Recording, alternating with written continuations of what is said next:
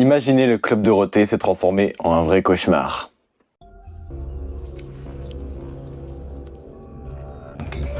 I'll never forget you either, Jimbo. Bienvenue sur les archives de la Biquette, et aujourd'hui nous allons parler de Monkey's Magic Merry-Go-Round, un film d'horreur indépendant réalisé par Aidan Leary.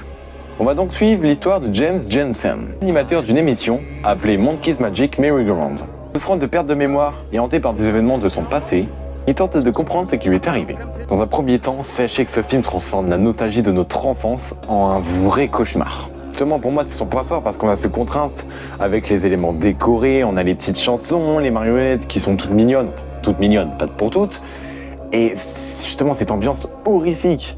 Et en parlant des marionnettes, je trouve qu'en fait on les voit pas assez, qu'il n'y a pas assez de profondeur dans les marionnettes, et qu'il y en a juste, des fois, sont là juste pour ajouter une scène ou deux, et puis voilà quoi. Parlons maintenant de ce Mr. Jensen, interprété par Michael Gilio. Il est juste incroyable. Il accentue tellement ce sentiment de malaise qu'on a durant tout le film, c'est juste phénoménal. D'ailleurs, même les mystères liés à ce personnage sont vraiment très cool et sont vraiment intrigants. Même si j'avoue que à la fin, ça porte un peu à confusion quand même. Même si quand même en faisant des recherches, en fait, tu recherches des explications et c'est là que tu dis « Waouh, le réalisateur, c'est un petit génie ». Parlons maintenant horreur. Bon, je vous dis tout de suite, si vous cherchez un film à jumpscare ou avec des angoisses, à vraiment être effrayé toute la nuit, c'est pas le bon film.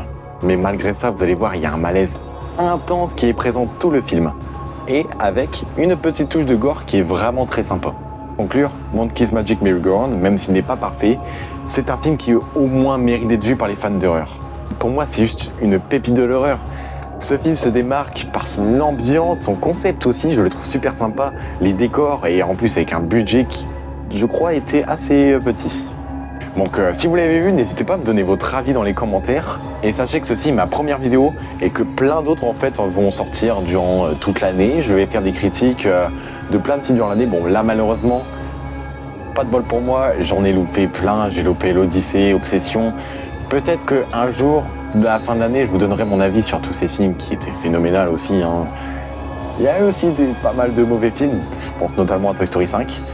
Mais sinon tous les films cette année c'était incroyable.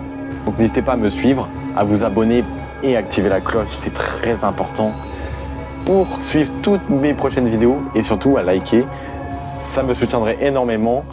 C'était les archives de la Biquette et à bientôt pour de nouvelles critiques de cinéma.